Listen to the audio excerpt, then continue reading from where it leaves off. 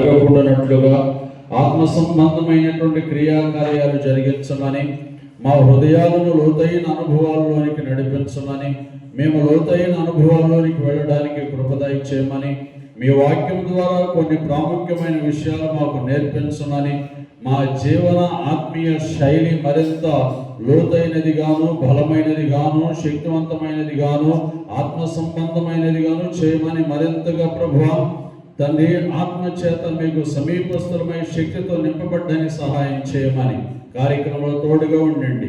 యేసు నామమున ప్రార్థిస్తున్నాను తండ్రి, ఆమేన్. హల్లెలూయా, స్తోత్రం. హల్లెలూయా, హల్లెలూయా. ఎన్ని తలచినా ఏది అడిగినా జరిగేది నీ చిత్తమే ప్రభువా, జరిగేది నీ చిత్తమే. నీ బాగుపై వేచి ఉంటిని, నా ప్రార్థన ఆలకించుమా ప్రభువా, నా ప్రార్థన ఆలకించుమా. ఎన్ని తలచినా ఏది అడిగినా జరిగేది నీ చిత్తమే ప్రభువా, జరిగేది నీ చిత్తమే.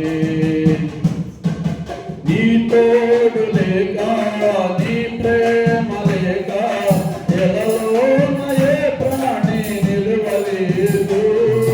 నీ తోడు లేక, నీ ప్రేమ లేక ఎలలోన ఏ ప్రాణి నిలువలేదు. అడవి పువ్వులే నీ ప్రేమ పొందగా, అడవి పువ్వులే నీ ప్రేమ పొందగా, నా ప్రార్థన ఆలకించుమా ప్రభువా, నా ప్రార్థన ఆలకించుమా. ఎన్ని తలచినా ఏది అడిగినా జరిగేది నీ చిత్తమే ప్రభువా, జరిగేది నీ చిత్తమే. నా ఇంటి దీపం నీవే అని తలచి, నా హృదయం నీ కొరకు పదిలపరచితి.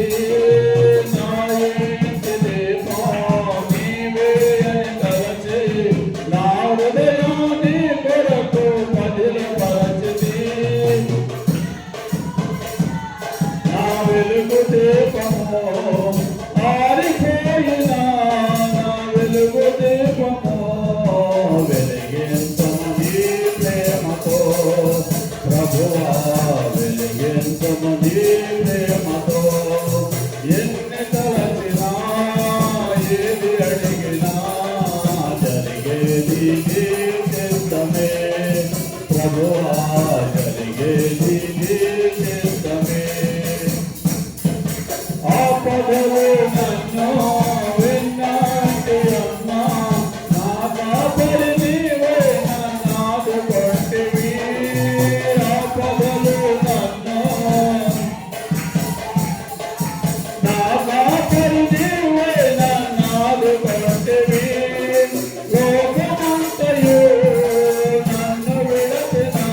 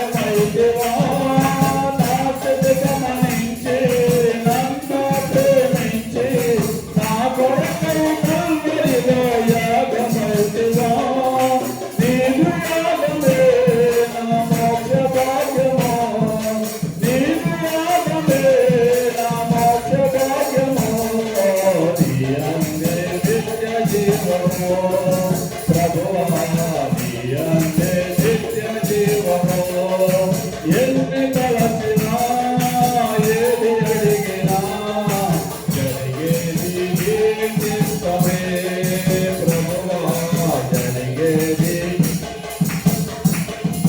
నీ వాక్కుపై వేచి నా ప్రార్థన ఆలకిస్తున్నా ప్రభువా నా ప్రార్థన ఆలకిస్తున్నా. హల్లెలూయా.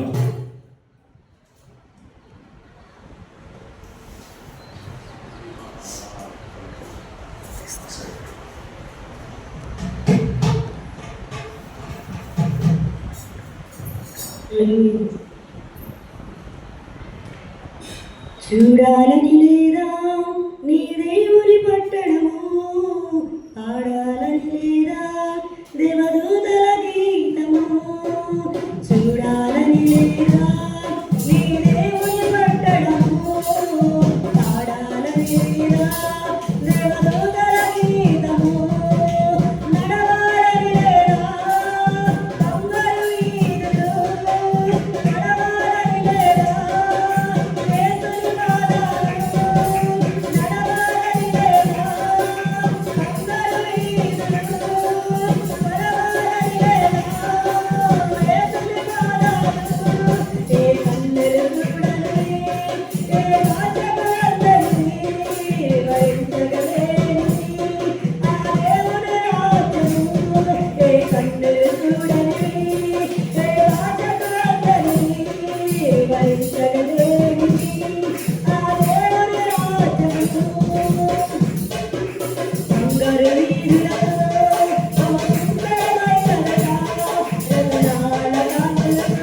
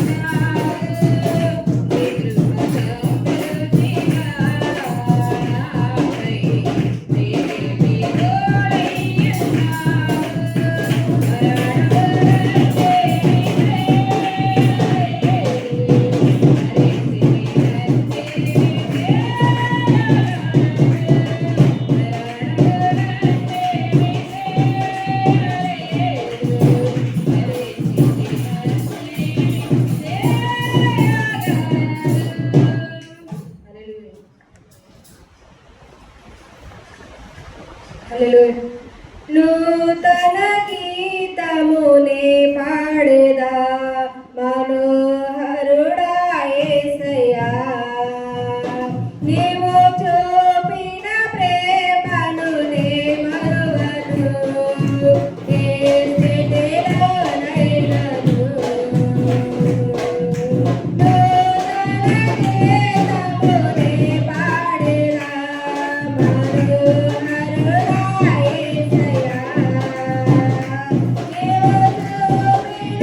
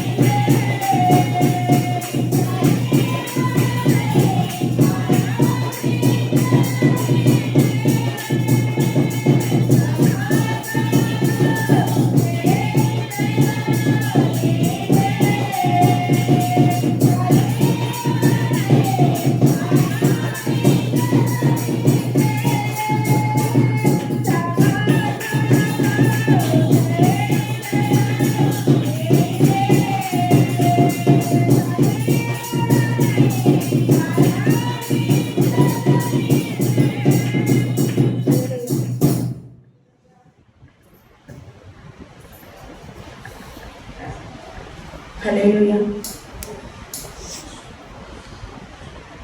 బాధలో ఉన్నాము మాట్లాడవా, బలహీనమయ్యాను మాట్లాడవా, బాధలో ఉన్నాను మాట్లాడవా, బలహీనమయ్యాను మాట్లాడవా, మాట్లాడు మాట్లాడు నాతో మాట్లాడు, మాట్లాడే దేవుడా నాతో మాట్లాడు, మాట్లాడు మాట్లాడు నాతో మాట్లాడు, మాట్లాడే దేవుడా నాతో మాట్లాడు, నాతో మాట్లాడు ప్రభువా ఒకసారి, నాతో మాట్లాడు ప్రభువా ఇంకొకసారి.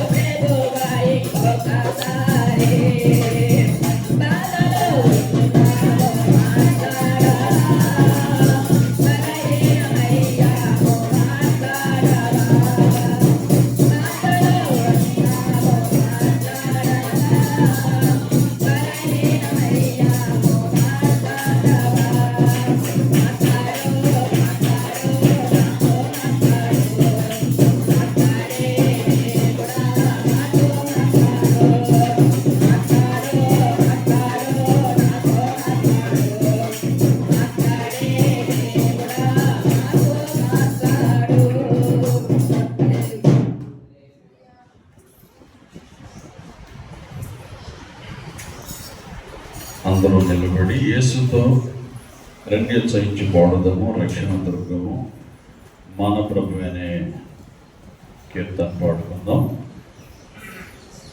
రండి ఉత్సాహించి పాడుదాము, రక్షణ దుర్గము మన ప్రభువే. రండి కృతజ్ఞత స్తోత్రముతో రారాజు సన్నిధికి గోధము. సాత్రగుణము కీర్తనలం సంతోషగానము చేయుదము. రండి ఉత్సాహించి రక్షణ దుర్గము మన ప్రభువే. మన ప్రభువే మహాదేవుడు, గణమాత్యము గల రాజు.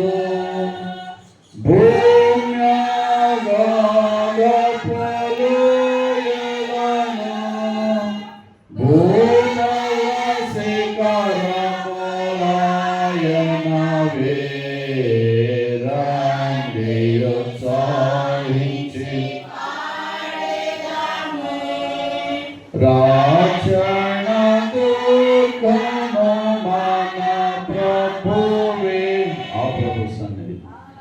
ఆ ప్రభు సన్నిధి మోకరించి ఆయన ముందర మ్రొక్కెదము. ఆయన మాటలు గైకొనినా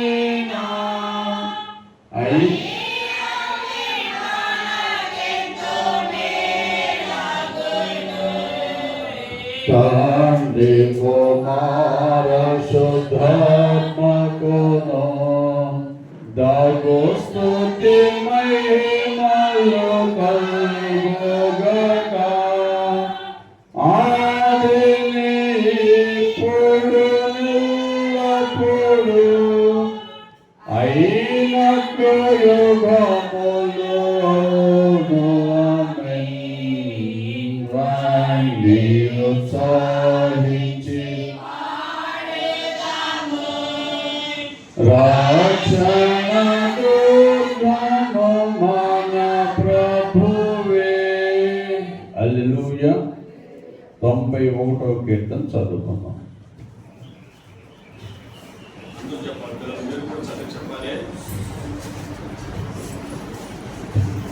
మహోన్నతుని చాటున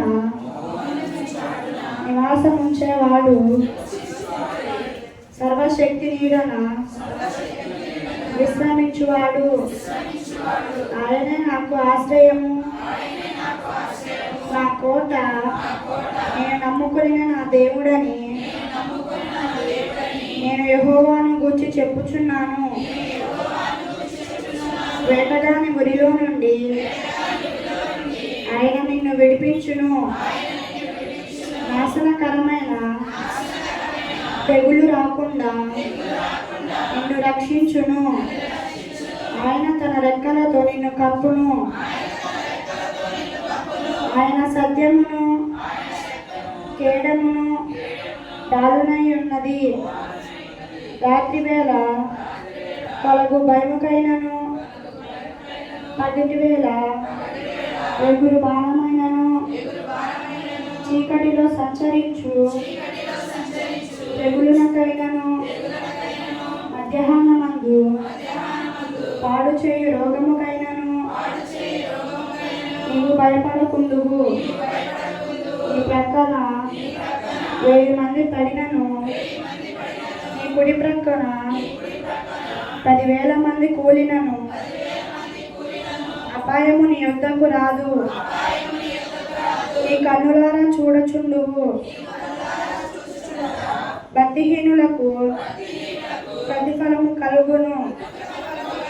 యెహోవా నీవే ఆశ్రయము అని నీవు మహోన్నతుడైన దేవుడు నీకు నివాస స్థలము చేసుకొని ఉన్నావు. నీకు అపాయమేమీ రాదు, ఏ తెగులును నీ గుడారమును సమీపించదు. నీ మార్గములన్నిటిలో నిన్ను కాపాడుటకు ఆయన నిన్ను గూర్చి తన దూతలకు ఆజ్ఞాపించును. నీ పాదములకు రాయి తగలకుండా వారు నిన్ను తమ చేతుల మీద ఎత్తి పట్టుకొందురు. నీవు సింహము వలె నాగుపాలములను త్రొక్కెదవు, కొదమ సింహములను భుజంగములను అనగద్రొక్కెదవు. అతడు నిన్ను ప్రేమించుచున్నాడు కనుక నేను అతని తప్పించదను. అతని నామము నెరిగినవాడు కనుక నేను అతని కనపరచెదను. అతడు నాకు మొర్రపెట్టగా నేను అతనికి ఉత్తరం ఇచ్చేదను. శ్రమలో నేను అతనికి తోడై ఉండేదను. అతని విడిపించి అతని గొప్ప చేసేదను. దీర్ఘాయువు చేత అతనిని తృప్తిపరచెదను. నా రక్షణ అతనికి చూపించదను. ఆమేన్. వాస్తవంగా 91వ కీర్తన కంటత కీర్తన. నడుస్తూ చెప్పవచ్చు, పడుకొని చెప్పవచ్చు, నిద్ర లేచి చెప్పవచ్చు.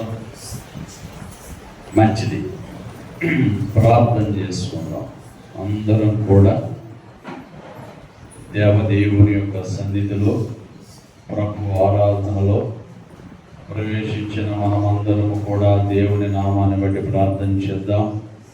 దేవుని దూతలు దేవుని కొనియాడుతున్నటువంటి కాలం కొంతకాలం జరిగిన తరువాత దేవుని దూత ప్రధాన దూత అయినటువంటి లూసిఫరు గర్వించినందువలన వాడు తల్లక్రిందులుగా భూమి మీదకి లేక వాయువులోనికి ఒక మూలకు త్రోయబడ్డాడు.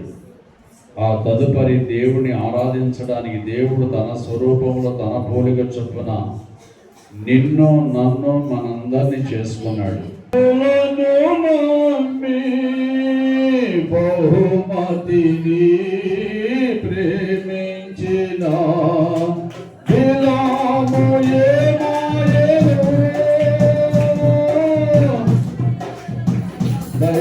దైవదర్శనం కోల్పోయినో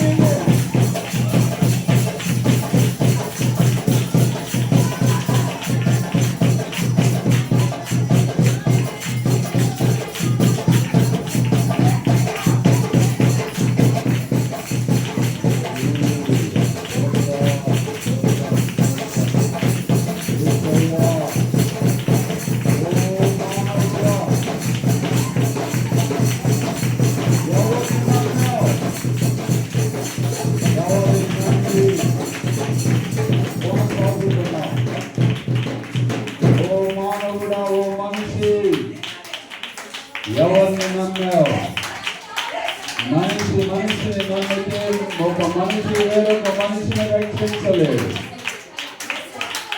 మనిషిని నమ్మడం వ్యర్థము. మనిషిని నమ్మడం వ్యర్థం. ప్రభువును నమ్మాలి. దేవుని నమ్మిన వాడు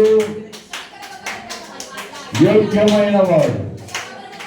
దేవుని నమ్మిన వాడు ఉన్నతమైన బహుమానమును పొందేవాడు. ఎవరైతే ప్రభుని నమ్ముతారో, ఎవరైతే ప్రభుని వెంబడిస్తారో, దేవుడు వారికి ఉన్నతమైన బహుమానాన్ని దయచేస్తాడు. మనుషులు నిన్ను మోసం చేయొచ్చు. మనుషులు కపటపు మాటలు చెప్పి నిన్ను మోసగించవచ్చు.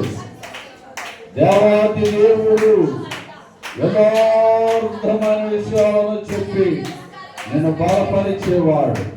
ఆశీర్వాదం యొక్క దిశగా నిన్ను నడిపించేవాడు. ఆశీర్వాదమునకు వారసులగునట్లుగా దేవుడు నిన్ను తన యొద్దకు పిలిచాడు. హల్లెలూయా, హల్లెలూయా, హల్లెలూయా, హల్లెలూయా. ప్రభు ఆశీర్వాదాన్ని పోగొట్టుకుంటున్నావేమో. ప్రభు అనుగ్రహించే నిశ్చయమైనటువంటి ఘనమైన బహుమానాన్ని కోల్పోతూ ఉన్నావేమో. నీ హృదయాన్ని పరిశీలన చేసుకో. నీ అంతరంగములో దేవుని వాక్యమైన సత్యమును స్థాపించు. హృదయాలను ఎరిగిన దేవుడు, అంతరంగాలను ఎరిగిన దేవుడు ఒక ఉన్నతమైన బహుమానం నీకు ఇవ్వాలని ఆశించుచున్న దేవుడు. నిన్ను ఎన్నడూ మరవని దేవుడు. తన అరచేతిలో నీ స్వరూపాన్ని, నీ రూపాన్ని చెప్పుకున్న దేవుడు.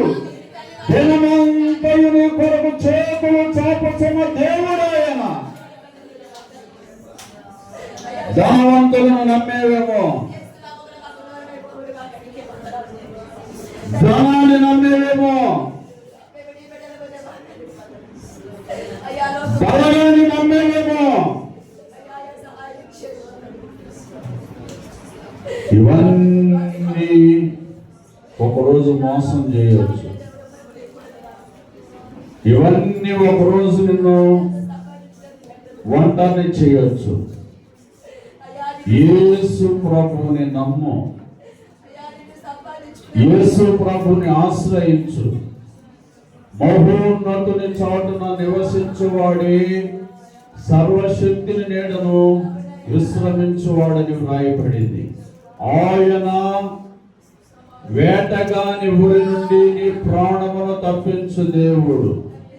పగటి వేళ ఎగురు ఏ బాణమునకు నిన్ను అప్పగించకుండా బాణము నుండి తప్పించు దేవుడు. అపాయము విరివిగా ప్రబలిపోతూ ఉన్నప్పటికీ అపాయము నీ మీదికి కానీ నీ ఇంటి మీదికి కానీ రాకోకుండా తప్పించు దేవుడు. నీ పాదములకు రాయి తగులకుండా నిన్ను ఎత్తి పట్టుకున్నట్లుగా తన దూతలకు ఆజ్ఞాపించు దేవుడు. నీవు ఆయనకి ఇష్టడవు కనుక ఆయన నిన్ను ప్రతి ఉపద్రవము నుండి తప్పిస్తూ ఉన్నాడు. నీ కాలు ఇరుకుల పడకుండానట్లుగా, నీవు ఇరుకుల పడి కొట్టుమిట్టులాడుకుంటున్నట్లుగా, కొన ప్రాణము చేత నీవు నడిపించబడకుండానట్లుగా సమృద్ధి జీవమును దేవుడు నీకు ప్రసాదించి నిత్యరాజ్యంలోనికి తీసుకెళ్లాలని మరొక్క మారు రానయ్యున్న మహారాజు, ప్రభువుల ప్రభువు, యూదా గోత్రపు సింహం ఆయన వస్తున్నాడు. మన జీవితాలు ప్రభువునందు వెలిగించబడినట్టు మన ఆత్మ దీపం దేవుడు పెట్టింది కనుక అది జడివానలో సుడిగాలిలో ఆరిపోకుండానట్లుగా ప్రభువు సమర్పించుకుందాం. స్తోత్రం.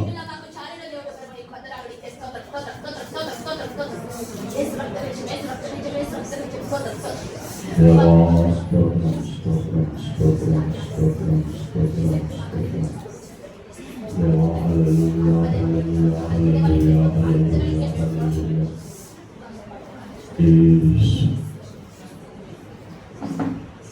పాస్టర్ గారు ప్రార్థన చేస్తారు.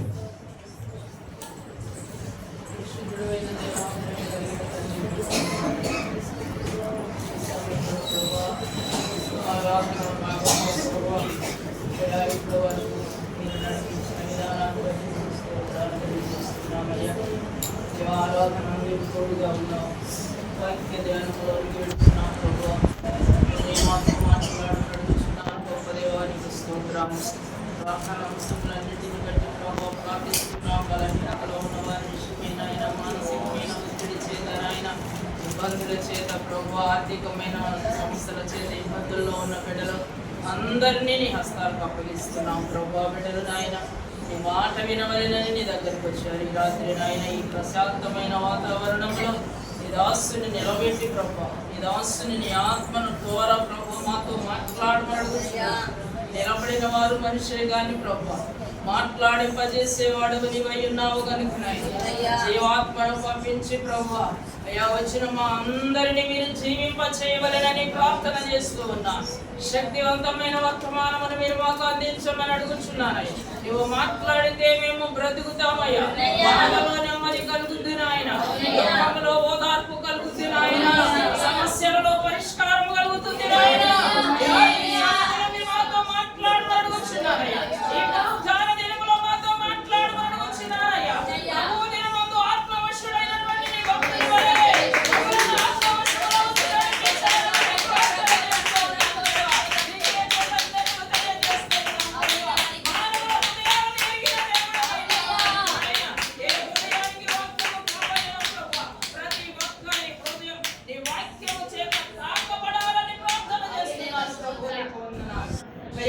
మాటలు వెలువడిన తోడనే వెలుగు పుడుతుందని ఆ రీతిగా మా హృదయాలలో వెలుగును పుట్టించండి.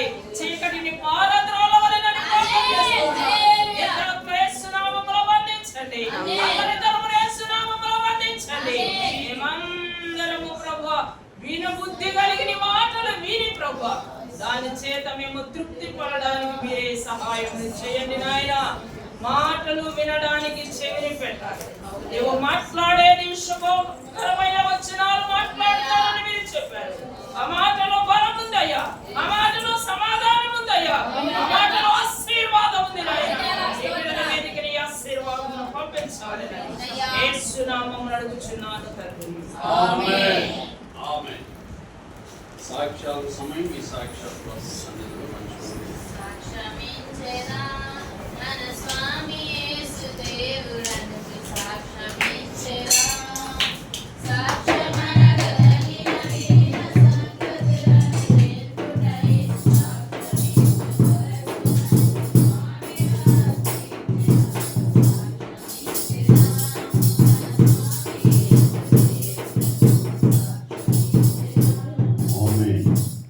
ప్రార్థన. సర్వాధికారి అయిన తండ్రి మీకు వందనాలు దేవా. ఈరోజు నీ సన్నిధిలో మేమంతా మా కుటుంబాలతో నాయన వీలైనంత వరకు నీ సన్నిధికి చేరుకొని మేము బ్రతుకున్నట్లుగా నా సన్నిధికి వచ్చి మీరు కనపడండి అని మీరు సెలవించిన మాట ప్రకారంగా నన్ను ఆరాధించు వారు ఆత్మతో సత్యముతో ఆరాధించాలని మీరు కోరినట్లుగా మేము మీ మాటలను పట్టుకొని ఆ ప్రకారంగా చేయించుకొని మీరిచ్చిన రక్షణ పుచ్చుకొని మీరిచ్చిన ఆత్మను పొందుకొని మీరిచ్చిన వాక్యము చేత మేము నడిపించబడడానికి మా జీవితాలు సమర్పించుకొని దేవా మీ వైపే చూస్తూ సాగుతున్న మా జీవితాలతో మాట్లాడమని వేడుకుంటున్నానయ్యా. మీరు మాట్లాడాలి, మేము వినాలి. మీరే మాట్లాడాలి, మేమే వినాలి. మీరు మాకు కనబడాలి, అది మాకు ఆనందం ప్రభా. మీరు మాకు కనబడాలి, మిమ్మల్ని చూచు నేత్రములు మాకు దయచేసి నీ మాటలు చెప్పడానికి మీ పనివాడిగా మీ కూలివాడిగా నేను ఇక్కడ నిలబడి చెబుతున్నానయ్యా.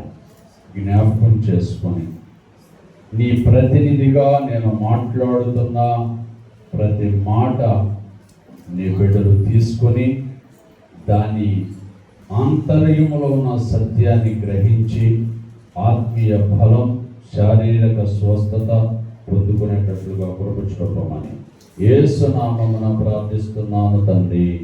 ఆమేన్. మన ప్రభువైన యేసుక్రీస్తు నామములో మీకు అందరికీ వందనాలు. దేవుని మహాకృపను బట్టి గడిచిన కాలం ప్రభుని స్తుతిస్తూ వస్తూ ఉన్న మనతో దేవుడు చాలా విషయాలు మాట్లాడుతూ వచ్చారు. మనం మాట్లాడుతున్నటువంటి విషయం ఏంటంటే, ఇశ్రాయేలీయుల గురించి నేను ఇశ్రాయేలీయులందరూ కూడా రక్షణ పొందాలని నా హృదయాభిలాషయు వారి కొరకు నేను చేయు ప్రార్థన అని చెప్పినటువంటి భక్తుడు. వారికి ఆసక్తి ఉంది, దాని గురించి నేను సాక్ష్యం ఇవ్వగలను. అయితే వారు దైవికమైన లేక వాక్య జ్ఞానముతో కూడిన ఆసక్తి కాదు. రెండవది, వాళ్ళు దేవుని నీతి ఎరగకుండా వారి నీతిని స్థాపించాలని అనుకుంటున్నారు.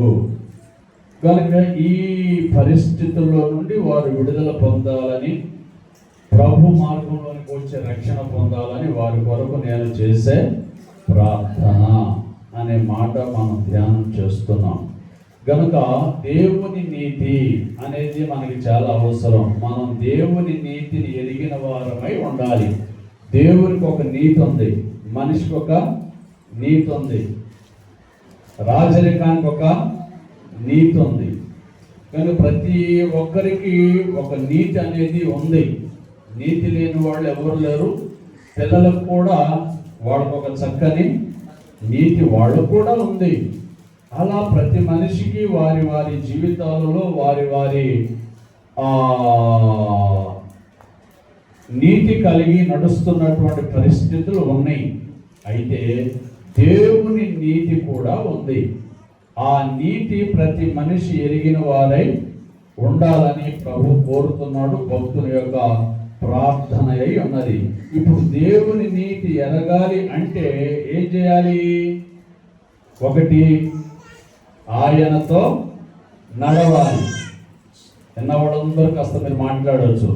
దేవుని నీతి మనకు ఆపాదించబడాలంటే, దేవుని నీతి అర్థం కావాలంటే ఏం కావాలి? మనం ఆయనతో నడవాలి. రెండవది, దేవుని నీతి మనకు ఆపాదించబడి ఆ నీతిలో మనం ఉండాలంటే ఏం చేయబడాలి? ఆయనను నమ్మాలి, ఆయన మాటను నమ్మాలి అని వాక్యంలో రాయబడింది. మూడవది, ఆ నీతి మనకు రావాలి అంటే ఏం చేయబడాలి? యేసుక్రీస్తు నామములోను దేవుని ఆత్మలో కడగబడాలి. ఆమేన్. యేసుక్రీస్తు నామములో దేవుని ఆత్మలో కడగబడాలని 1 కొరింథీ పత్రిక 6వ అధ్యాయము 11వ వచనాన్ని చదివి కొన్ని విషయాలు మనం ధ్యానం చేశాం. మన ధ్యానాంశం ఎక్కడ ఆగింది అంటే యెహెజ్కేలు గ్రంథం 36వ అధ్యాయము 25, 26, 27 వచనాలు మనం చదివి కొంతవరకు ధ్యానం చేశాం. గమనించాలి, 25వ వచనం అలాగే 26వ వచనం 27వ వచనాన్ని మనం జ్ఞాపకం చేసుకుంటే, రిత్విక్ విన్నారా?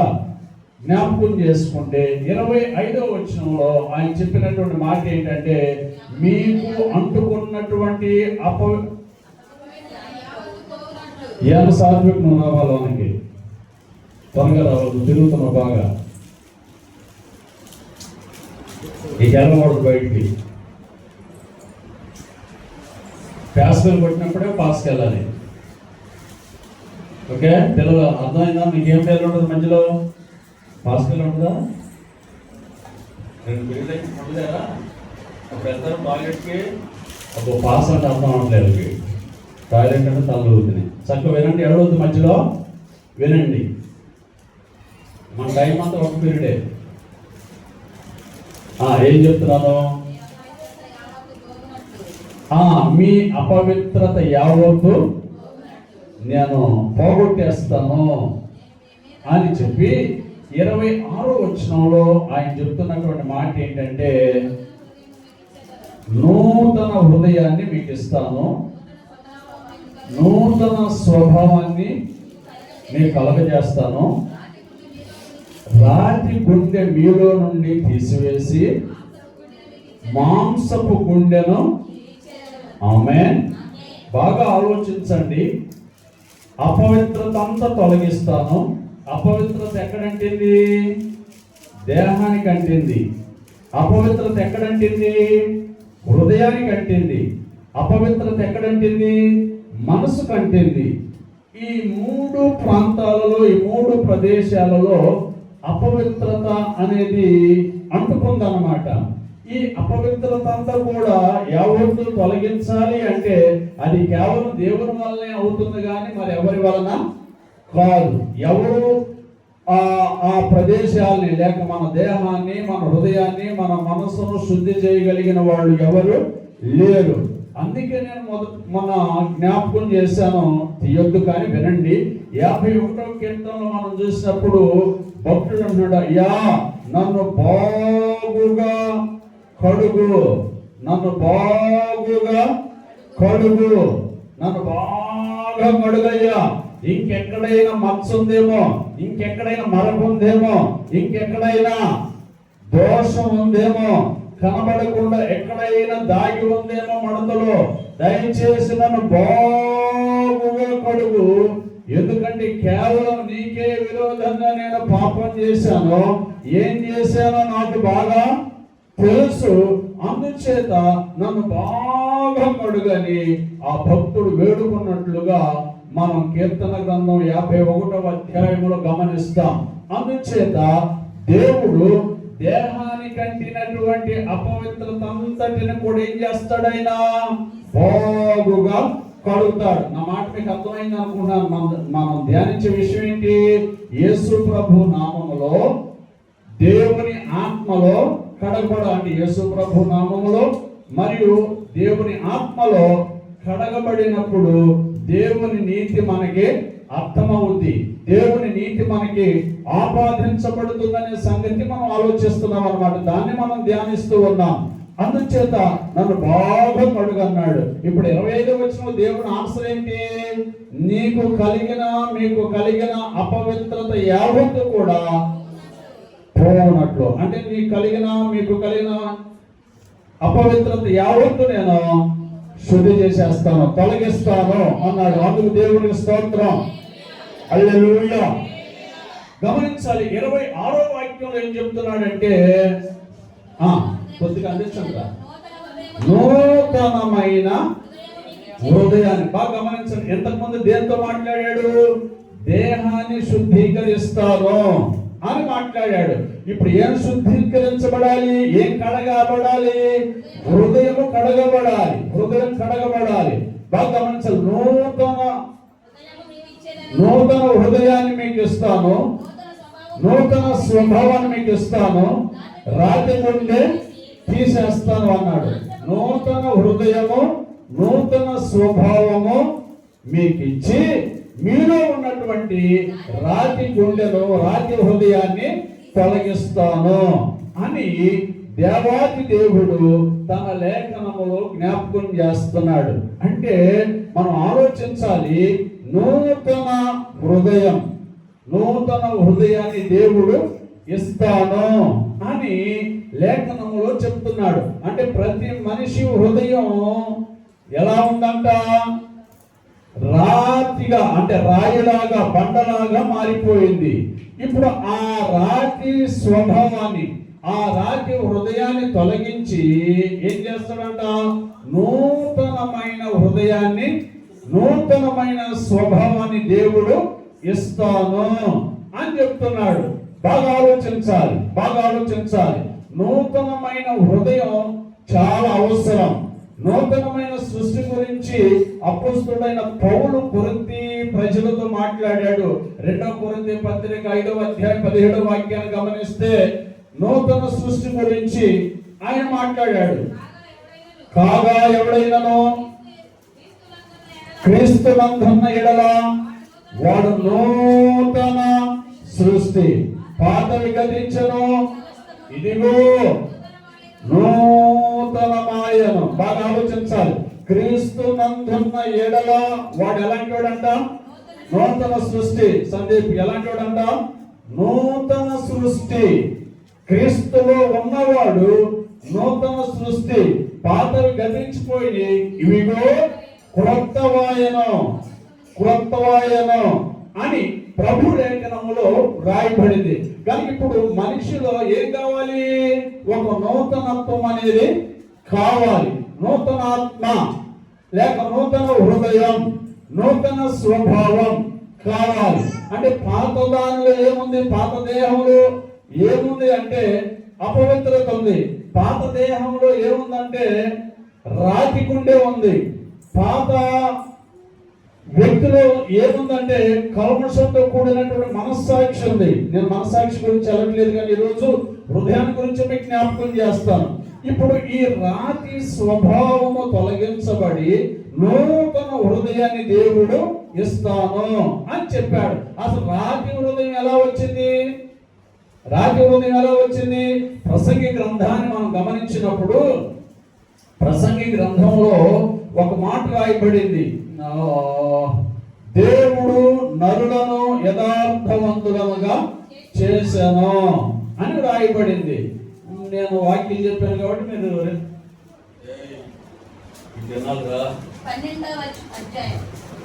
12వ అధ్యాయంలో ప్రసంగి గ్రంథం 12వ అధ్యాయంలో 7వ అధ్యాయము 29వ వచనం. ప్రసంగి గ్రంథం 7వ అధ్యాయం 29వ వాక్యంలో ఒకటి మాత్రము నేను దేవుడు నరులను యథార్థవంతులనుగా పుట్టించెను. ఆమేన్. దేవుడు మనుషులను యథార్థవంతులనుగా పుట్టించాడు. అంటే ఇప్పుడు ఏముంటుంది చెప్పండి? వాళ్ళల్లో వాళ్ళ హృదయం ఎలా ఉంటుంది? యథార్థమైనదిగా ఉంటుంది. అవునా కదా? ఇప్పుడు పిల్లలు ఉన్నారు, ఈ పిల్లలందరూ వాళ్ళ హృదయాలు ఏముంటది? యథార్థతే ఉంటుంది. మనలో ఏముంటది? సందర్భాన్ని బట్టి మన హృదయం కొద్దిగా అటు ఇటు ఊగిసలాడది. కానీ వాళ్ళకి అలా ఉండదు. ఇప్పుడు కొట్టుకుంటారు, మన గుళ్ళొచ్చి కిందకి వెళ్ళగానే ఏం చేస్తారు? అంటారు. అంటే వాళ్ళల్లో ఏం లేదు, యథార్థతకు వేరైనటువంటిది ఏది కూడా వాళ్ళలో లేదు. యథార్థమైన హృదయంతో వాళ్ళు ఉన్నారు. దేవుడు నరులందరినీ కూడా యథార్థమైనటువంటి వారినిగా పుట్టించాడు. మరి యథార్థతను కోల్పోవడానికి అంటే రాతిగుండు వచ్చింది అంటున్నాను కదా, రాతిగుండు ఎందుకు వచ్చిందో దాని విషయాలు చెప్తున్నాను. ఇప్పుడు దేవుడేమో యథార్థవంతులుగా చేశాడు, కానీ వీళ్ళకి రాతిగుండు ఎలా వచ్చిందంటే నెంబర్ 1 వాళ్ళు ఏం చేశారో ఇక్కడ రాయబడింది. వారు వివిధమైన తంత్రములు కల్పించుకున్నారు. వివిధమైన తంత్రములు కల్పించుకున్నారు. బాగా ఆలోచించాలి. వీళ్ళ హృదయాల్లోనికి ఏమొచ్చింది? ఇప్పుడు తంత్రాలు వచ్చినాయి. తంత్రాలు అంటే మోసపూరితమైన ఆలోచనలు, కపటమైన యోచనలు, ఇవన్నీ కూడా వచ్చినాయి. అంటే దేవుడు యథార్థవంతులుగా చేశాడు, కానీ వీళ్ళు ఏం చేశారంట? తంత్రాలను, నానా విధములైన తంత్రాలను కల్పించుకోవడం వలన ఏమైపోయారు? వీళ్ళు హృదయం యొక్క యథార్థత కోల్పోయారు. బాగా గమనించాలి. వాళ్ళ గుండె, వాళ్ళ హృదయం ఈరోజు కూడా మనుషుల హృదయం రాతి గుండెగా మారిపోవడానికి గల కారణం ఏంటంటే మనిషి నానా విధములైన తంత్రములను కల్పించుకుంటున్నాడు. తర్వాత విషయాన్ని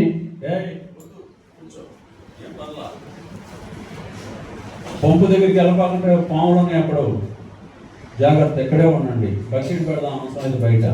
ఏముంది? రెండో విషయాన్ని మనం గమనించినప్పుడు వీళ్ళు తమ యథార్థతను పోగొట్టుకోవడం, రాతిగుండె రావడానికి మరొక విషయం ఏంటంటే నరుల హృదయము బాల్యము నుండి చెడ్డదంట. అంటే ఈ మనుషుల హృదయము వాళ్ళ చిన్నప్పటి నుండి బాల్యము నుండి ఏమైపోయిందంట? చెడిపోయింది. ఎందుకో నానా విధములైన ఆలోచనలు వచ్చి వాళ్ళ హృదయం ఏమైపోయిందండి? చెడిపోయింది. దాని వలన ఏమేర్పడింది? గుండెలో రాయిగా గట్టి పడిపోయినటువంటి పరిస్థితి. ఒకటి తంత్రాలు పుట్టించుకున్నా, అంటే రాతి కొండ ఎందుకు వచ్చిందో చెప్తున్నారు. ఒకటి తంత్రాలు పుట్టించుకున్నారు, వాళ్ళు యథార్థవంతులే, తంత్రాలు పుట్టించుకున్నారు. రెండవది ఏం చేశారు? కొన్ని 6-5 చదవండి ఆదికాండం, మీకు అర్థమవుతుంది. ఆదికాండం 6వ అధ్యాయం 5వ వాక్యం.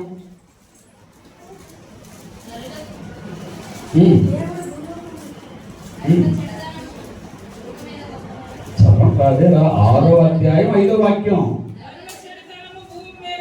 నరుల చెడుతనము భూమి మీద గొప్పదని వారి హృదయం యొక్క తలంపులోని ఊహంతయు ఏమైపోయిందంట? చెడ్డదనియు.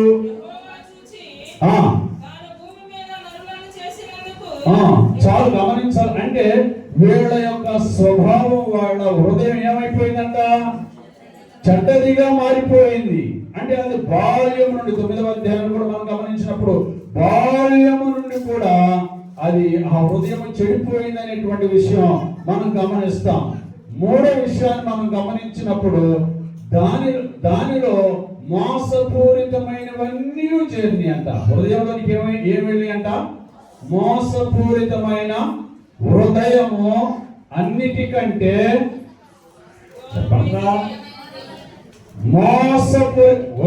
మోసపూరితమైంది. ఇప్పుడు హృదయంలోనికి ఏమొచ్చేసింది? మోసం వచ్చేసింది. నేనేం చెప్తున్నాను మీరు చెప్పాలి. ఏం చెప్తున్నాను నేను? రాతి గుండె తీసి నూతన స్వభావం ఇస్తానన్నాడు కదా, నూతన హృదయాన్ని ఇస్తానన్నాడు కదా. నూతన హృదయం రావాలంటే అంతకుముందు ఏదో ఉంది అక్కడ, అంటే ప్రస్తుత కాలానికి ఏదో ఉంది. ఏముంది? రాతి హృదయం ఉంది. ఇప్పుడు ఆ రాతి హృదయాన్ని తీసి నూతన హృదయాన్ని ఇస్తానన్నాడు. అసలు రాతి హృదయం ఎందుకు తయారైంది దాన్ని చెప్తున్నాను అనమాట. నెంబర్ 1 ఏం చెప్పాను? వివిధమైన తంత్రాలు పట్టించుకున్నారు. తర్వాత బాల్యం నుండి వాళ్ళ ఊహంతయు చెడిపోయినటువంటి పరిస్థితిలో ఉంది. మూడోది ఏం చెప్పాను? మోసపూరితమైంది. అంటే వాళ్ళ హృదయం ఏముంది? మోసం ఉంది. మోసం ఉంది. బాగా ఆలోచించాలి. మోసపూరితమైనటువంటి హృదయం ఉంది. వీటన్నిటికీ వాక్య వివరణ లేఖనాలు చెప్పగలను కానీ సమయం చాలు. గమనించండి. మీకు వీలైతే అక్కడ రాసుకున్న తర్వాత రెఫరెన్స్ కూడా మీరు వేసుకోవచ్చు తెలుసుంటే. మూడో విషయాన్ని మనం ఆలోచన చేసినప్పుడు, లేదా 4వ విషయాన్ని మనం ఆలోచన చేసినప్పుడు 13 రకాలైనటువంటి హృదయాన్ని అపవిత్రపరిచే గుణగణాలన్నీ కూడా హృదయంలోకి వెళ్ళిపోయి వాటిలో ప్రాముఖ్యమైనటువంటిది ఏంటంటే, ఒకటి దురాలోచన, మరొకటి అహంభావం, మరొకటి అవిధేయత. 3 అంటే 13 ఉన్నాయి అక్కడ. అందులో 3 ప్రాముఖ్యమైనటువంటి విషయాలు ఏంటంటే, 1 దురాలోచన, 2 అహంభావం, 3 అవిధేయత. ఎక్కడికి వెళ్ళి? హృదయంలోకి వెళ్ళి. ఎవరు తెచ్చుకున్నారు? మనమే తెచ్చుకున్నాం. కనుక 4వ విషయం ఆ రీతిగా వ్రాయబడి ఉంటే, 5వ విషయం ఏంటంటే అవివేకం హృదయంలోకి వెళ్ళింది. ఏం వెళ్ళిందంట? అవివేకము హృదయంలోనికి వెళ్ళింది. కనుక ఇవన్నీ హృదయంలోకి వెళ్ళిపోయిన దాన్ని బట్టి హృదయం ఏమైపోయింది? గట్టి పడిన తరువాత ఏం చేస్తుందో తెలుసా? హృదయము నోటికి డైరెక్షన్ ఇస్తుంది. అంటే హృదయం నిండిన దానిని బట్టి నోరు. అవునా కదా? కొన్ని సందర్భాల్లో ఒక విషయాన్ని ఒక వ్యక్తి చెప్తున్నాం అనుకో, మనం చెప్పే విషయాలు వెళ్ళవు. వాళ్ళ మనసులో వాళ్ళ హృదయంలో ఏముందో దాన్నే ఓకే అది కరెక్టే, కానీ అరే కాదు ఇలా జరిగిందిరా, ఈ విధంగా ఉందిరా అంటే ఈ మాట తీసుకునే పరిస్థితులు లేవు. ఒక మాట మీకు జ్ఞాపకం చేస్తాను. దేవుని వాక్యం మత్తయి సువార్త 12వ అధ్యాయంలో 34వ వాక్యాన్ని మనం చదివినప్పుడు, హృదయము నిండిన దానిని బట్టి నోరు.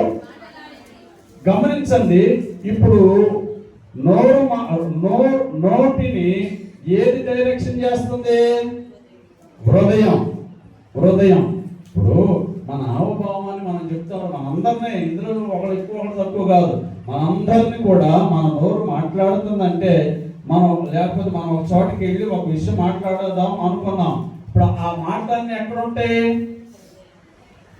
ఇదిగో నువ్వు వెళ్తున్నావు, వెళ్ళు, ఇలా మాట్లాడు, ఇలా మాట్లాడు, ఇలా మాట్లాడు.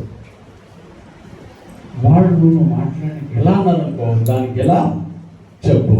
ఇప్పుడు ఇవన్నీ ఎక్కడుంటాయి, ఎక్కడుంటాయి. ఇక ఇది ఏం చేస్తుందంటే వెళ్ళి మాట్లాడేటప్పుడు నెమ్మదిగా నోరుపై అక్కడ మాట్లాడుకు, నోరుపై అంటది, ఇప్పుడు మాట్లాడు అంటది. ఈ హృదయము ఈ హృదయము నోటిని ఏం చేస్తుంది, ఆడిస్తుంది అనమాట. అంటే మాట్లాడింప చేస్తుంది. ఇది నోరు మూసుకున్నదనుకో, ఇది మాట్లాడదు. కనుక ఈ హృదయము ఈ నోటిని ఏం చేస్తుంది, ముందు వాక్యం ముందు చూడండి, 12:34 చెప్పారు మత్తయి సువార్త. మా హృదయము నిండి ఉండిన దానిని బట్టి ఆమేన్. మనందరికి కూడా హృదయము నిండి ఉండిన దానిని బట్టి నోరు మాట్లాడదు. ఇప్పుడు నోటిని ఎవరు నడిపిస్తున్నారు, భార్య నడిపిస్తుంది తెలియదు, కానీ చాలా సందర్భాల్లో మగాళ్ళు కొద్దిగా మౌనంగా ఉన్నారనుకో, చూసే దాన్ని ప్రోత్సాహపోతున్నాడు అంటారు. అంటే ఉద్దేశం ఏంటి అంటే, అతను ఆ సందర్భంలో మాట్లాడేందుకునే ఆగుండొచ్చు, సరే లోన విషయం మనకు అనవసరం, కానీ ఆయన పరిస్థితిని మనం ఆలోచిస్తే, సరే అక్కడ గౌరవమో లేకపోతే మర్యాదో లేకపోతే ఇంకొకటో మౌనం దాల్చాడు. అప్పుడు ఏమంటారు, అవునా కదా? అంటే ఆలోచించండి, హృదయము మనిషి నోటిని మాట్లాడింపజేస్తుంది. మనిషి హృదయము మనిషిని నోటిని మాట్లాడింపజేస్తుంది. కనుక ఇవన్నీ కూడా ఎక్కడికి వచ్చినాయి, హృదయంలోనికి వచ్చినాయి. ఇవన్నీ హృదయంలోనికి వచ్చినందువలన హృదయం ఏమైపోయింది, రాయిలాగా మారిపోయింది. ఈ రాయిలాగా మారిపోయినటువంటి హృదయంలోకి వాక్యం వెళ్ళాలంటే వెళ్ళొద్దా? నీళ్లు ఇసుకలో ఉంటాయా, బండలో ఉంటాయా? నీళ్ళు ఇసుకలో ఉంటాయి. మళ్ళీ అన్నయ్య అదేంటి నువ్వు ఇసుకలో అంటున్నావు, మోషే దేని కొట్టాడు, బండను కదా, మరి బండలో ఉండి నీళ్ళు వస్తే ఇసుకలో అంటావేంటి? మనం కొద్దిగా అయ్యలుగా ఆలోచిస్తాం, మంచిదే. కానీ ఆ బండ ఎవరు, ఆమేన్, ఆ బండ క్రీస్తు. కనుక ఈ బండ రాతి బండ, ఇందులో నీళ్లు ఉండవు. కింద నుండి మనకి నీళ్లు వస్తున్నాయంటే పంపు వేసుకున్నా, బోర్ వేసుకున్నా, ఏం వేసుకున్నా నీళ్లు వస్తున్నాయంటే ఎక్కడ కూర్చోబెడతాడు ఆ ఫిల్టర్ని? ఇసుకలో కూర్చోబెడతాడు. ఇసుక దాదాపుగా 15-20 అడుగుల లోతు గమనించి బోరేసి అయినా అందులో ఆ ఇసుకలో కూర్చోబెడతాడు అనమాట. ఇక మనం పంపు కొట్టినా మోటార్ వేసినా అక్కడ నుండి నీళ్లు వస్తాయి అన్నమాట. బండ్లో కూర్చోబెట్టాడు. బండ్లో కూర్చోబెడితే కొట్టుకోవడం దుస్సు తప్ప నీటి చుక్క కూడా రాదు. అందుచేత ప్రభు బిడ్డలారా, ఈ బండ హృదయంలోనికి దేవుని వాక్యం వెళ్ళాలంటే కష్టం. కనుక ఇప్పుడు ఈ రాతి గుండె ఏమవ్వాలి, తొలగించబడాలి అని దేవుని వాక్యంలో రాయబడి, నూతన హృదయాన్ని మీకు ఇస్తాను అన్నాడు. అంటే హృదయం పట్ల దేవుడు తీసుకున్న శ్రద్ధను ఆలోచించండి. దేవుడు హృదయం పట్ల తీసుకున్నటువంటి ఆలోచన కనుక మనం చూస్తే ఎంత గొప్పగా ఉందో మనకు అర్థమవుతుంది. అందుచేత దేవుని బిడ్డలమైనటువంటి మనం గమనించాల్సినటువంటి విషయం ఏంటంటే, హృదయము రాతిగా మారిపోవడానికి గల కారణము ఇవన్నీ కూడా అనేటువంటి విషయాన్ని మనం ఆలోచించాలి. అందుకనే మనం ఏమంటామంటే, హృదయము కఠినమైపోయింది. పరో హృదయం ఏమైపోయిందంట, కఠినమైపోయిందంట. ఈ హృదయంతో మాట్లాడతాడు దేవుడు మాట్లాడిన కొలది హృదయం ఏమైపోద్ది, కఠినమైపోతుంది. మాట్లాడేవాడు దేవుడే, కానీ ఇందులో లేనిపోయి అన్ని గూడు కట్టుకున్నాయి కదా. ఈ గూడు కట్టుకున్నవన్నీ కూడా హృదయాన్ని ఎలా చేసినాయి? దేవుడు మాట్లాడిన కొలది హృదయము కఠినమైపోద్ది. దేవుడు మాట్లాడిన కొలది, దేవుడు కార్యాలు జరిగించిన కొలది, ఆయన సూచక్రియలు ఐగుప్తులో ఫరో ఎదుట మోషే ద్వారా జరిగించిన కొలది ఫరో హృదయం ఏమైపోయింది? దేవుని మాట విన్నాడు, సరే చెప్దాంలే అన్నాడు, కానీ మోషే వెనుదిరిగి ఎడగానే ఆయన హృదయం అయిపోతుంది, కఠినమైపోతుంది. బాగా ఆలోచించండి. ఈరోజు దేవుని వాక్యం హృదయంలోనికి వెళ్ళకపోవడానికి గల కారణం ఏంటంటే, మనకి హృదయం మెత్తగా ఉన్నట్టుగా మనకు ఉంది, కానీ హృదయం ఏమైపోయింది మనకు తెలియకుండానే రాయిలాగా బండలాగా మారిపోయింది. బండ అయిపోయింది అనే విషయాన్ని వాక్యంలో మనం గమనించాలి. ఫరో హృదయము ఏ రీతిగా అయితే, ఫరో దేవుని మాట వింటున్నాడు, విన్న తర్వాత ఏమైపోతుంది? కఠినమైపోతుంది. బండలాగా బిగుసుకుపోతున్నటువంటి పరిస్థితులు అక్కడ మనం గమనిస్తూ ఉన్నాం. అందుచేత మనం ఒక మాటను ఆలోచన చేస్తూ ఉన్నప్పుడు ఒక్క మాట మీకు జ్ఞాపకం చేస్తాను. చూడండి, ఆ యెహెజ్కేలు గ్రంథంలో 2వ అధ్యాయం 4వ వాక్యాన్ని చూస్తే, 2వ అధ్యాయం 4వ వాక్యాన్ని, వారు సిగ్గుమాలిన వారును కఠిన హృదయులనై ఉన్నారు. చాలా. ఇప్పుడు గమనించండి, వాళ్ళు సిగ్గుమాలిన వారు, దాని గురించి కూడా మాట్లాడటం. మన టాపిక్ అంతా రాతి గుడ్డే అనమాట. వారును కఠిన హృదయులనై ఉన్నారు. ఏ హృదయం అయిపోయింది వాళ్ళది? కఠిన హృదయం అయిపోయింది. కఠిన హృదయం అయిపోయింది. అందుచేత దేవుని మాటలు వాళ్ళ లోపలికి వెళ్ళట్లేదు. అంతకుముందు దేవుడు మొదటి వచనాన్ని మనం గమనించినప్పుడు, 2వ వచనం కన్నా 3వ వచనాన్ని మనం చూసినప్పుడు, ఆయన నాతో ఇట్లా, నేను నరపుత్రుడా, నా మీద తిరుగుబాటు చేసిన జనుల యొద్దకు, ఇశ్రాయేలు యొద్దకు నేను పంపుచున్నాను. వారును వారి పితరులను నేటి వరకును నా మీద తిరుగుబాటు చేసిన వారు. ఆలోచించండి, ఆ 4వ వచనం చివరి భాగంలో మనం గమనించినప్పుడు, వారు వినినను వినకపోయినను తమ మధ్య ప్రవక్త ఉన్నాడని వారు తెలుసుకున్నట్లుగా నువ్వు మాట్లాడేసేయ్ అని చెప్తున్నాడు. ఇప్పుడు గమనించాలి, ఇప్పుడు వాళ్ళల్లో ఏమొచ్చింది? తిరుగుబాటు స్వభావం వచ్చింది. దేని వలన? ఈ తిరుగుబాటు స్వభావము వాళ్ళ గుండెను లేక వాళ్ళ హృదయాన్ని ఏం చేసిందంట? కఠినం చేసిందంట. కఠినం చేసింది. కాబట్టి ఏం చేయట్లా? దేవుని వాక్కును వినట్లా, దేవుని వాక్యాన్ని వినట్లా. తిరుగుబాటు స్వభావము కలిగిన వాళ్ళు అని వాక్యం. ఎప్పుడు నుండి తిరుగుబాటు చేస్తున్నారు వీళ్ళు? వాళ్లే కాదు, వాళ్ళ పితరులు కూడా నా మీద తిరుగుబాటు చేశారు. నేను చెప్పినటువంటి మాటలు ఏమాత్రం కూడా వాళ్ళు వినలేదు. తిరుగుబాటు స్వభావంలోనే ఉన్నారు. దాని ద్వారా వాళ్ళకి సిగ్గు అనేది కోల్పోయి వాళ్ళ హృదయాన్ని కఠినం చేసుకున్నారు. తిరుగుబాటు చేశారు కాబట్టి వాళ్ళలోనికి దేవుని మాట వెళ్ళట్ల. తిరుగుబాటు స్వభావం వచ్చినందువలన వాళ్ళ హృదయం ఏమైపోయింది? కఠినమైపోయిందని వాక్యంలో మనం చూస్తాం. 3వ అధ్యాయము 7వ వాక్యాన్ని కూడా మనం గమనించినప్పుడు, అయితే ఇశ్రాయేలీయులందరూ సిగ్గుమాలిన వారును కఠిన హృదయులనై నేను చెప్పిన మాటలను ఆలకింపనల్లవి ఉన్నారు కనుక. గమనించండి, అంటే ఇప్పుడు వాళ్ళ హృదయం కఠినమైపోయింది అని చెప్తున్నాం. దేనికి కఠినమైపోయింది? వాళ్ళు దేవుని మాట వినే స్వభావమే లేదన్నమాట. దేవుని వాక్యం లేకపోతే ఏముంది చెప్పండి? ఇప్పుడు దేవుడు మాట సెలవిస్తేనే కదా సృష్టి యావత్తు కలిగింది. మాట ద్వారానే కలిగింది. మరి మనం ఆయన చేతి పని.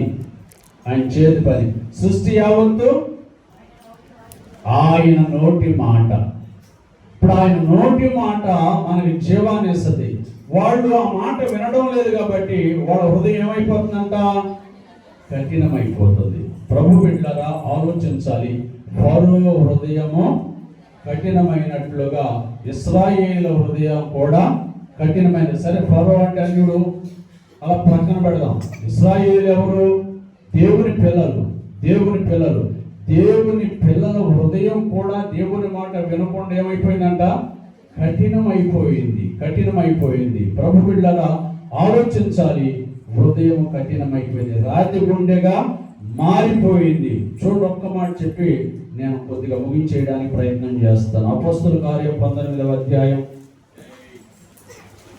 9వ వాక్యం. 19:9. అయితే కొందరు కఠినపరచబడిన వారై ఒప్పుకొనక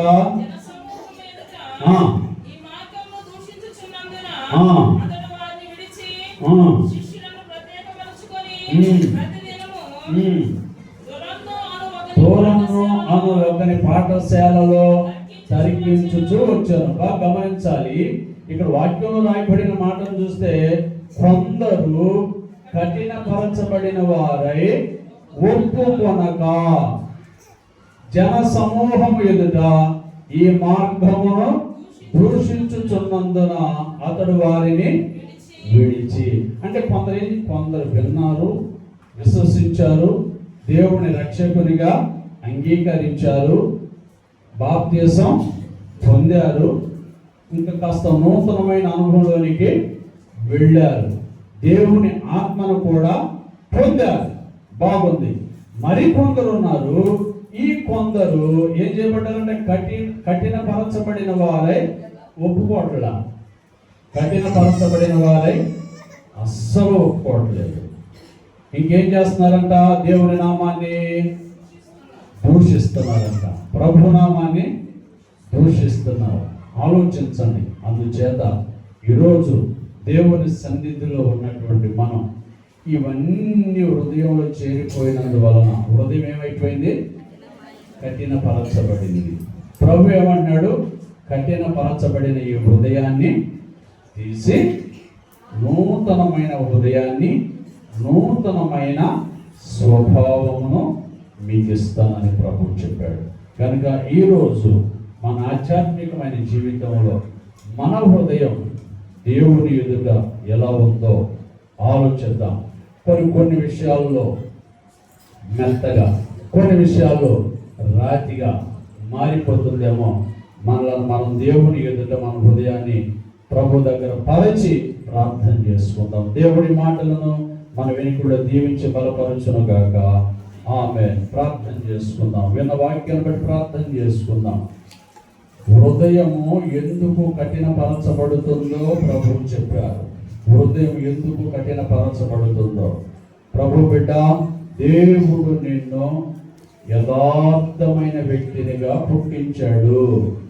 నీ హృదయం రాతి హృదయంగా మారిపోవడానికి గల కారణం ఏంటంటే నీవే నానా రకాలైన వివిధములైన తంత్రములను కల్పించుకున్నావు.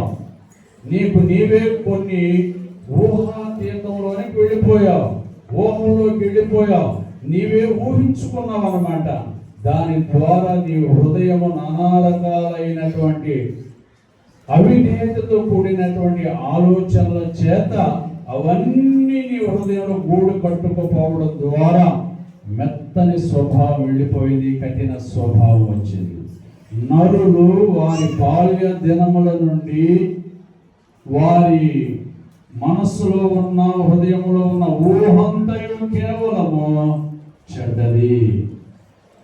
అలాంటి ఆలోచన విధానాలు హృదయంలో ఉన్నాయేమో, వాటిని మనం ప్రభు దగ్గర ఒప్పుకుంటే మనం మన హృదయాన్ని ప్రభు దగ్గర పరుచుకొని ప్రార్థన చేసుకున్నాం. అయ్యా, చాలా చక్కని విషయాన్ని మీరు నాకు బోధించారు ప్రభు.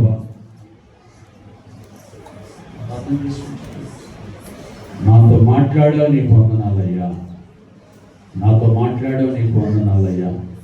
దేవా, మోసపూరితమైన విషయాలు నా హృదయంలో ఉన్నాయేమో, నా హృదయంలో ఉన్న కపటపు పరిస్థితులన్నింటిని కూడా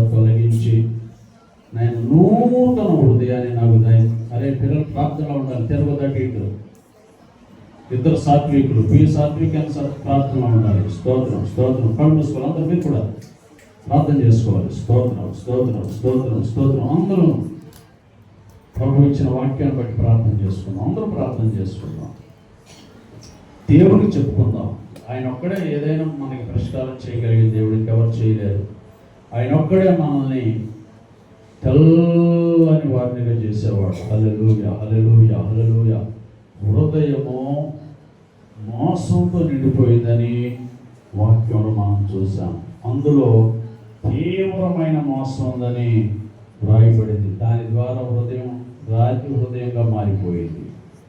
దురాలోచన ఉంది, అహంభావం ఉంది, అవిధేయత ఉంది. వాటి వలన హృదయం కఠినమైపోయింది. హృదయం కఠినమైపోయింది. యేసయ్యా స్తోత్రం స్తోత్రం స్తోత్రం స్తోత్రం. అవివేకము ద్వారా హృదయం కఠినమైపోయింది. స్తోత్రం. ఇవన్నీ దేవుడు నీకు ఇవ్వలేదు. ఇవి మనుషులకు ఇచ్చినవి కాదు. మనుషులే అక్కడక్కడక్కడక్కడ అరువు తెచ్చుకున్నారు. అరువు తెచ్చుకొని హృదయంలో పెట్టుకోవడం ద్వారా అవన్నీ కూడా హృదయాన్ని గిడసమారిపోయేటట్టుగా కఠిన హృదయంగా బండగా మార్చేసింది అన్నమాట. బండగా మార్చేసింది. ఈ రోజున మనిషి దేవునికి లోపడకపోవడానికి కారణం, ఈరోజు మనిషి దేవుని మాట వినకపోవడానికి కారణం, ఈరోజు దేవుని మీద తిరుగుబాటు చేయడానికి గల కారణం వాళ్ళ హృదయ కాఠిన్యమే.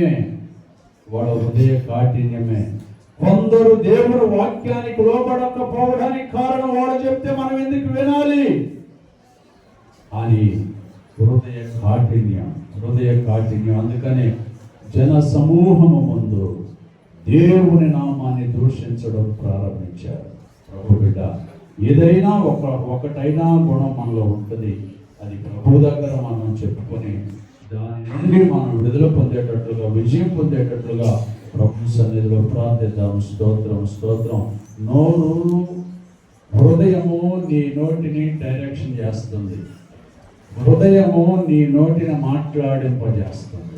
స్తోత్రం. నీ హృదయం నిండి ఉండిన దానిని బట్టి కనుక ఎలా ఉన్నావు ఆలోచిద్దాం. స్తోత్రం స్తోత్రం స్తోత్రం స్తోత్రం స్తోత్రం స్తోత్రం స్తోత్రం స్తోత్రం స్తోత్రం స్తోత్రం స్తోత్రం. యేసు యేసు యేసు యేసు యేసు యేసు యేసు యేసు. విన్న వాక్యాన్ని బట్టి ప్రార్థన చేసుకుంటాం. విన్న వాక్యాన్ని బట్టి ప్రార్థన చేసుకుంటాం. దేవా, అయ్యా, నా హృదయాన్ని నీ ఎదురు పెట్టి ప్రార్థిస్తున్నానయ్యా. నా హృదయాన్ని ఎంతో పవిత్రంగా నాకు ఇచ్చావయ్యా. నా హృదయాన్ని ఎంతో తెల్లగా నాకు ఇచ్చావయ్యా. నన్ను యథార్థమైన వ్యక్తినిగా పుట్టించావయ్యా. నా హృదయం కూడా చాలా యథార్థమైనటువంటిదే ప్రభువా. అయితే ఆ హృదయం రాతి హృదయంగా మారిపోవడానికి గల కారణం ప్రభువా అయ్యా ఇప్పుడు నాకు తెలియపరిచారు ప్రభువా. ఇవన్నీ నా హృదయంలోనికి వచ్చినందువలన అయ్యా నేను నా హృదయం కఠినమైపోయి నేను కఠినమైనటువంటి వ్యక్తినిగా పేరు మోస్తున్నానయ్యా. నన్ను జ్ఞాపకం చేసుకో ప్రభువా. నన్ను జ్ఞాపకం చేసుకో ప్రభువా. సర్వకృపానిధియగు మా తండ్రి, మా దేవా, మీకు వందనాలు తండ్రి. మీ నీతి మాకు అర్థం కావాలంటే, మాకు ఆ నీతి ఆపాదించబడాలంటే యేసు నామములోనో దేవుని ఆత్మలో కడగబడాలని సెలవిచ్చారు ప్రభువా. తండ్రి, మా దేహమును పంటినటువంటి ప్రతి అపవిత్రతను బాగుగా కడిగి శుద్ధి చేశారయ్యా. అలాగే రాతి గుండె తీసి నూతన హృదయాన్ని, నూతన స్వభావాన్ని ఇస్తానని సెలవిచ్చారు నాయన. అయ్యా, రాతి గుండె ఎందుకు ఏర్పడిందో ఈరోజు మాతో చెప్పారు నాయన. అందుచేత మాకు మాంసపు హృదయాలు కావాలి, నూతన హృదయం కావాలి, నూతన స్వభావం కావాలి, నూతన సృష్టిగా మేము ఉండాలి నాయన. మీ నామము మా ద్వారా మహిమపరచబడాలి ప్రభువా. నీ కార్యములను మేము కొనియాడాలి నాయన. అనుగ్రహించండి అయ్యా, అనుగ్రహించండి నాయన. కఠిన హృదయాన్ని, కఠినమైన స్వభావాన్ని తొలగించండి ప్రభువా. మారు మనసు అనుభవానికి నడిపించండి నాయన. అయ్యా, మా హృదయములో ప్రభువా మంచి వాతావరణాన్ని నెలకొల్పండి ప్రభువా. మా హృదయంలో పవిత్రమైనటువంటి వాతావరణాన్ని నెలకొల్పండి నాయన. అయ్యా మా హృదయమునైనా మమ్మలను నడిపించినట్లుగా, అది మీ ఆధీనంలోని నడిపించినట్లుగా మా హృదయాన్ని మీకు అప్పగించుకుంటున్నాం ప్రభా. సహాయము చేయి ప్రభా. దేవా మీకు వందనాలు. వాక్యం అంతయు అయ్యా మా హృదయాల్లో ఫలింపు చేసిన ఆయన అయ్యా కొన్ని మార్లు వాక్యం మీద తిరుగుబాటు చేస్తున్నాం ప్రభా. కొన్ని మార్లు నీ మీద తిరుగుబాటు చేస్తున్నాం ప్రభా. కొన్ని మార్లు మేము లోపడలేకపోతున్నాం ప్రభా. కొన్ని మార్లు మేము అంగీకరించలేకపోతున్నాం ప్రభా. అయ్యా ఇవన్నీ కూడా వీటి ద్వారానే ప్రభా. వీటి పైన యేసు నామములో మాకు జయమివ్వండి. మీ చిత్తములో మమ్మల్ని నడిపించి విజయులుగా చేయమని యేసు నామమున ప్రార్థిస్తున్నాను తండ్రి. ఆమేన్. మంచిది. ఈ వారంలో కార్యక్రమాలు మంగళవారం వై రాణివాడి దగ్గర మంగళవారం ప్రార్థన కూడిక, శుక్రవారం మణివాడి దగ్గర ఎక్కడ అదే ఇక్కడే గోడౌన్ సెంటర్. బహుశా అది చివరి ప్రార్థన కావచ్చు ఆ ఇంట్లో. కనుక పాల్గొనండి, ప్రార్థించండి. అందరూ రావాలని మనసారా మీకు తెలియజేస్తున్నాను. మరి సంఘం తరఫున అడ్వాన్స్గా వై రాణి సురేష్ వారి వెడ్డింగ్ యానివర్సరీ శుభాకాంక్షలు. ప్రభు చక్కటి ఆయుష్లో నింపునుగాక, ప్రభు చిత్తంలో మీరు మరింతగా ఎదుగునుగాక. రేపు అందరూ శుభాకాంక్షలు తెలియజేస్తారు. అడ్వాన్స్గా నేను అందరి తరఫున తెలియజేశాను. సుధా కొరకు ప్రార్థన చేయండి. అలాగే సుహాసిని వాళ్ళ కుటుంబం కొరకు కూడా ప్రార్థించండి. అలాగే మనోహర్ కొరకు మరి తను జాబ్ లెటర్ రావాలి, ప్రభు త్వరగా కార్యం చేయనట్లుగా వీటి కొరకు మనం ప్రార్థిద్దాం. అలాగే నిర్మలం గారి యొక్క కాళ్ళ నొప్పులతో చాలా బాధపడుతుంది. మెట్లు ఎక్కాలన్నా చాలా కష్టం అయిపోతుంది అని చాలా బాధపడుతున్నారు. తన ఆరోగ్యం కొరకు మనం ప్రార్థన చేద్దాం. కూరగాయల నాని వాళ్ళ భర్తకి యాక్సిడెంట్ అయింది. మరి తనకి ప్రభు స్వస్థత కలుగు చేయనట్లుగా మనం ప్రార్థిద్దాం. మరి రక్షణ లేని బిడ్డల కొరకు మనం ప్రార్థిద్దాం. ఇవి మన ప్రార్థన విషయాలు. దయచేసి అందరం నిలబడి ఒక పాట పాడుతూ మన అర్పణను ప్రభు సమర్పిద్దాం.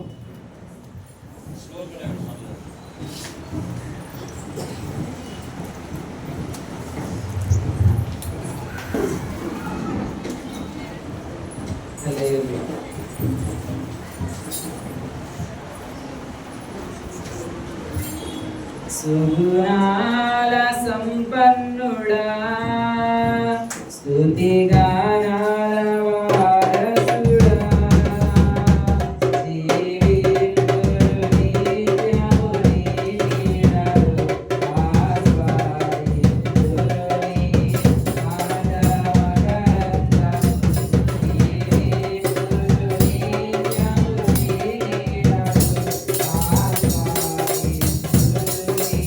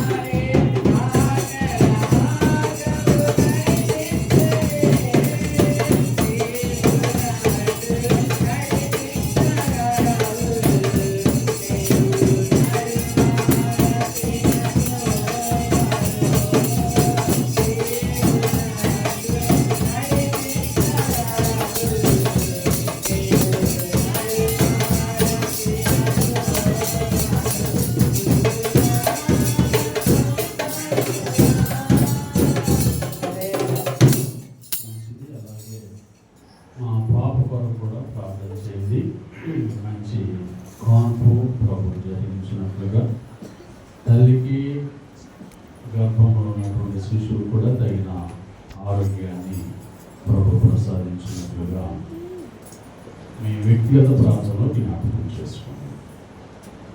ప్రార్థన. సర్వకృపానిధి యొక్క మా తండ్రి, మిక్కిలి ఘనమైన దేవా, మీ నామాన్ని బట్టి స్తోత్రం చెల్లిస్తూ ఉన్నాను. ఈరోజు మేమందరము ప్రభు కుటుంబముగా, సంఘముగా, పరిశుద్ధ సంఘముగా కూడుకొని ఆరాధన చేయడానికి కృపదయ చేసినందుకు స్తోత్రం. ఈ ఆరాధనలో మీరు మాతో మాట్లాడినందుకు స్తోత్రాలు.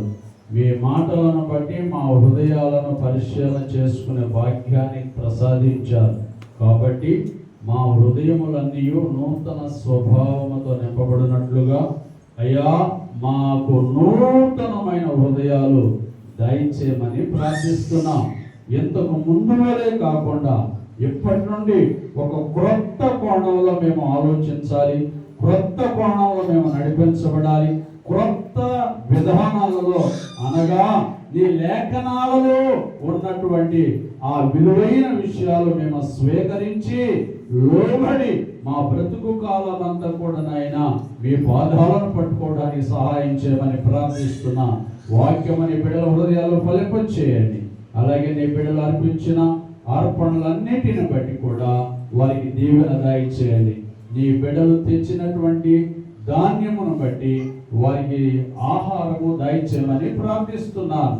దేవా, చేరి వచ్చిన బిడ్డలను వారి కష్టార్జితమంతటిని దీవించండి. వారి చేతి పనులను దీవించండి. గర్భఫలమును దీవించండి. బిడ్డల చదువుల యందు మీరు సహాయం చేయండి. ఫీజులలో సహాయము చేయండి. ఆరోగ్య విషయాలలో సహాయము చేయండి. దేవా, నీ బిడ్డలను వారు చేయు యావత్తు పనిలో నీ దీవెన నిశ్చయముగా నీ బిడ్డలు కలిగి ఎదురుగానే ప్రార్థన చేస్తూ ఉన్నాను. బలపరచండి, దీవించండి. యేసు నామమున ప్రార్థిస్తున్నాను తండ్రి, ఆమేన్. తండ్రి అయిన దేవుని ప్రేమ, కుమారుడైన క్రీస్తు వారి కృప, పరిశుద్ధాత్మ సహవాసము సన్నిధి ప్రభువా చేరువచ్చిన బిడ్డలందరికీ సకల పరిశుద్ధులకు సదా తోడుగా ఉండి నడిపించును గాక. ఆమేన్. ఆశీర్వాదం మా మీద వర్షింపజేయుమిసా, ఆశతో నమ్మియున్నాము నీ సత్య వాగ్దానము. ఈ వారి మీద కృపయించుము దేవా, క్రమయ ప్రేమ వర్షము కృపయించుము దేవా. ఈనాడే వర్షింపు మీషా, నిన్ను దీవెనలా, నీ నామమందు నా వేడి సన్నుతి ప్రార్థిద్దుము. ఈ వారి మీద కృపయించుము దేవా, రమ్మయ ప్రేమ వర్షము కృపయించుము దేవా. ఆమేన్. యెహోవా మిమ్మలను ఆశీర్వదించును గాక. యెహోవా మిమ్మలను నడిపించును గాక. ఆమేన్. యేసు రక్తమే జయం. ప్రభు యేసు రక్తమే జయం. ప్రభు యేసు నామమునకు సంపూర్ణ జయము కలుగును గాక. ఆమేన్. అందరికీ వందనాలు.